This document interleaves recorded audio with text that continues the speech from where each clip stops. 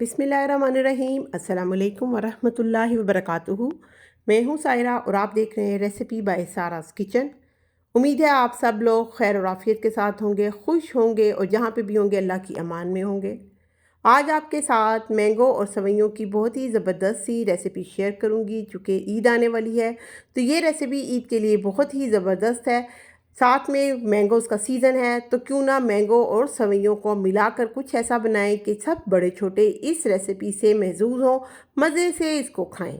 तो चैनल को subscribe, like और शेयर ज़रूर कीजिएगा। Let's start the recipe. मैंने एक पैन में 2 टेबलस्पून घी डाल दिया है और इसको मेल्ट कर लेंगे।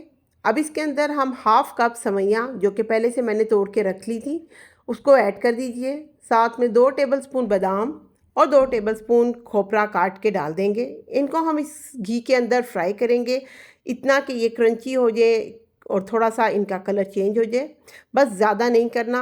जैसे ही ये ब्राउन होने लगें और नट्स जो हैं क्रंची हो जाए तो हम फ्लेम को ऑफ़ कर देंगे। यहाँ पर मैंने फ्लेम ऑफ़ कर दिया है और अब इन सवैयों को हम एक प्लेट के अंदर निकाल लेंगे। तो ये देखें इस तरह से इसका कुछ कलर होना चाहिए। अब इसके अंदर पैन में जो ऑयल है उसको भी हम सवैयों के साथ ही निकाल लेंगे, हमने वो छोड़ना नहीं है। साथ में मैंने यहाँ पे एक बिग साइज़ का मैंगो लिया है, उसके मैंने एक स्लाइसेस काट लिए हैं और इसकी हम प्योरी बनाएंगे।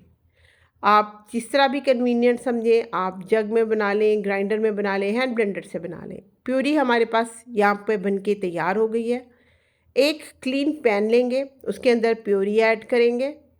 साथ में इसमें 2 टेबलस्पून हम चीनी के ऐड कर देंगे। अब चीनी को हमने इसके अंदर मेल्ट करना है। फ्लेम को आप लो ही रखिएगा। लो फ्लेम के ऊपर ये प्योरी जो है गर्म हो जाएगी, चीनी इसमें मेल्ट हो जाएगी। तो बस हमारा इतना ही काम है। हमने इसको अब फ्लेम को ऑफ़ कर देना है जो ही चीनी के ग्रैनुअल सारे मेल्ट हो जाएं। दूसरी तरफ एक कढ़ाई के अंदर मैंने 1 लीटर फ्रेश मिल्क लिया है। बस इसमें से मैंने 3/4 प्याली जो है ना दूध की वो मैंने सेपरेट की है। ये देखें ये फुल क्रीम मिल्क है। इसको बॉयल आने दें।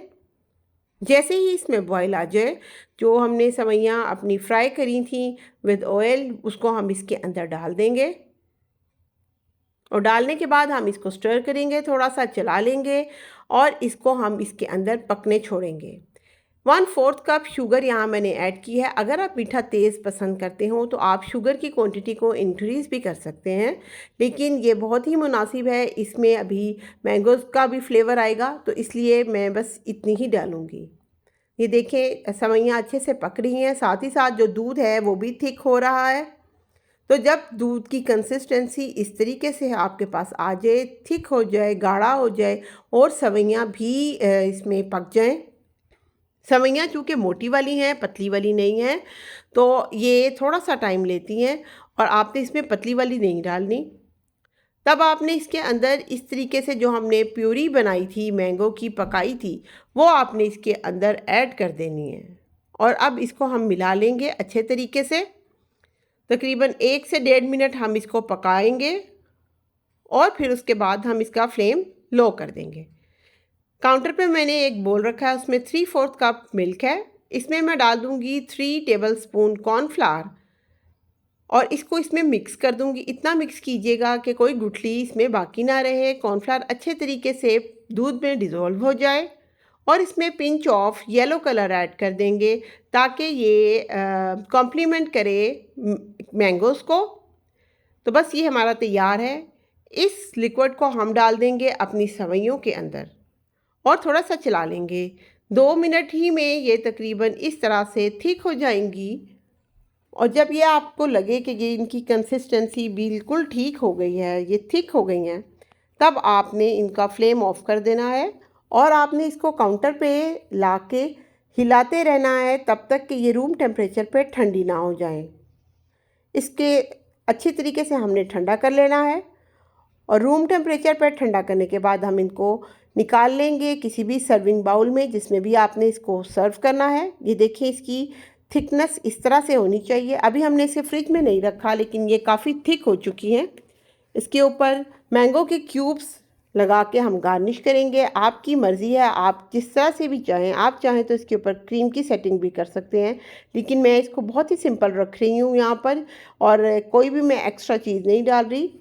ये इतनी आसान है कि हर कोई इसको बहुत ही आसानी के साथ बना सकता है और बहुत ही डिलीशियस है।